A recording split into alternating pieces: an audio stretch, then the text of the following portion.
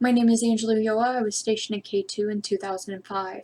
When I got there, there were signs everywhere that said radiation and chemical hazards. We took our picture with them because we kind of thought it was funny and maybe we would need evidence in the future. And that's kind of as far as it went. We started realizing that things were actually off one day when the green iridescent pools turned orange, like a burnt orange color, and turned black. Nothing about those pools changing made any sense.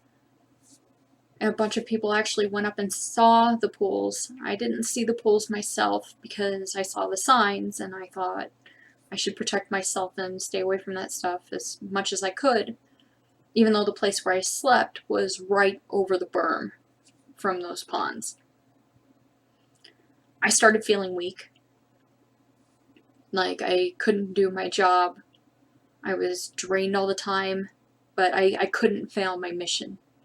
People were relying on me for communications, and I would make sure that they had a way to communicate.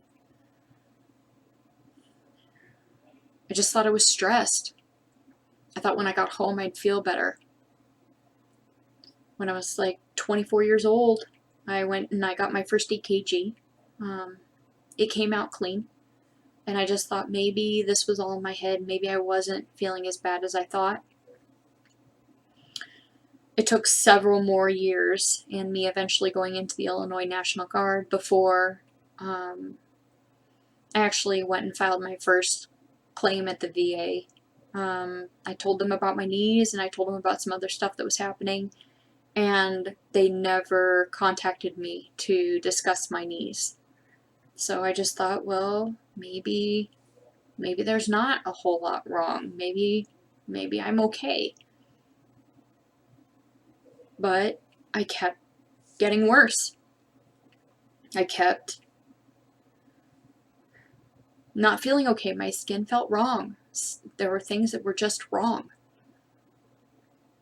Eventually, I went and I worked at a company that has on-site doctors, and the on-site doctor could see that I wasn't feeling right.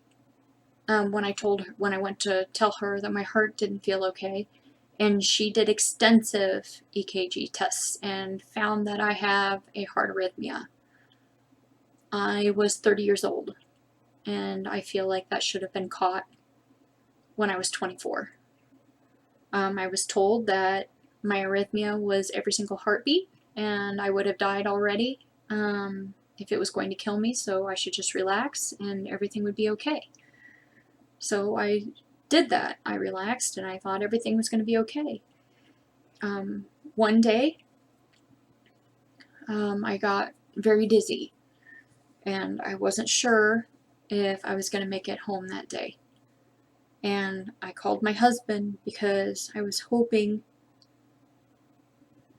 that no matter what happened to me, he would know where I was and he would know I loved him. I was honestly afraid that I was dying.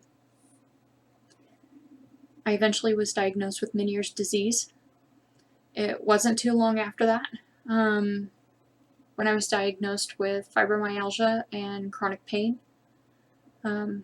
But I didn't know how bad the pain was going to get. I eventually had to throw away a bunch of my clothes. I had to change everything that I was doing. I had to change everything that I was eating. I couldn't even sit anymore. Even right now, how I'm even sitting here is because I'm on medication, but the backsides of my legs are still burning. I can only take so many steps in a day.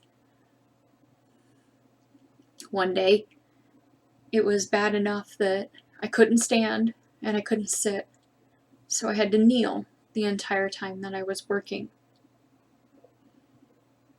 That day broke me. It's kind of hard to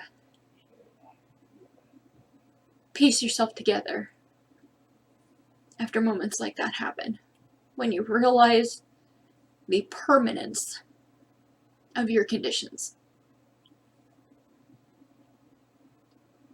We eventually built a house that would help me be able to function better.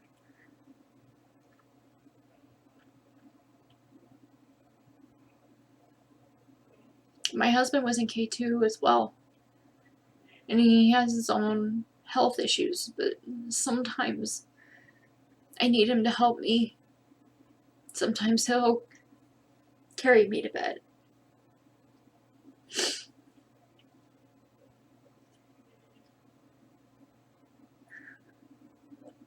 I don't want people to see me like that. I don't want my kids to see me like that.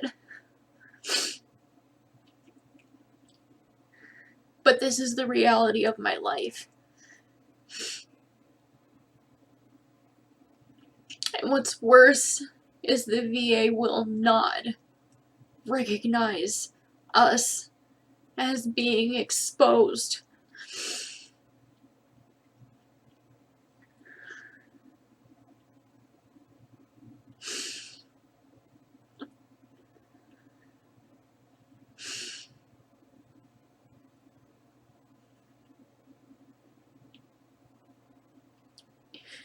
It's gotten to the point where when people ask me about the military, I will tell them, join the military, but be prepared to fight for your health as hard as you are willing to fight for your freedom.